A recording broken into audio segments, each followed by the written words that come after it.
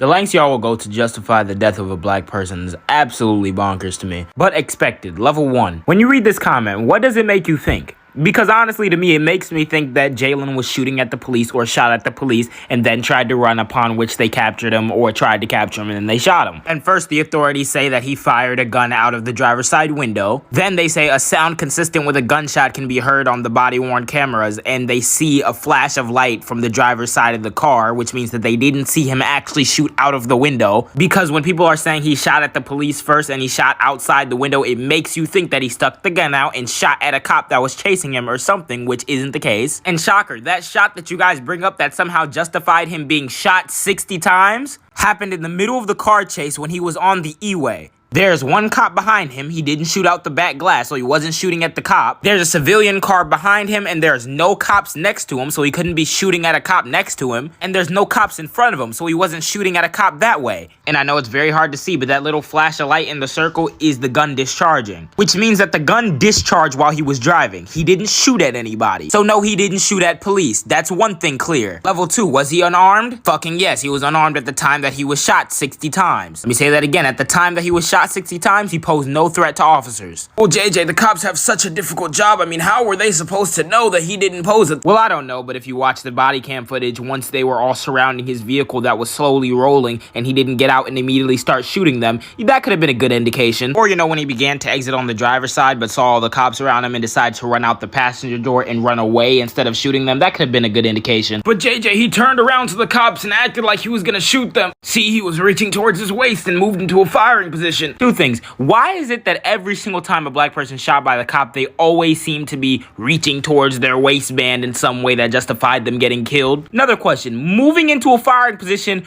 for what? He had no gun on him. Reaching to his waist for what? He was unarmed when he was shot. So you believe that this black person running away from the cops reached for something to shoot the cops with when he had nothing to fucking shoot them with? And after all that, if you still say, oh, well, he shouldn't have ran from the police, you know? A, the punishment for non-compliance should not be, nor is it, death. And B, you know who else fucking ran from police?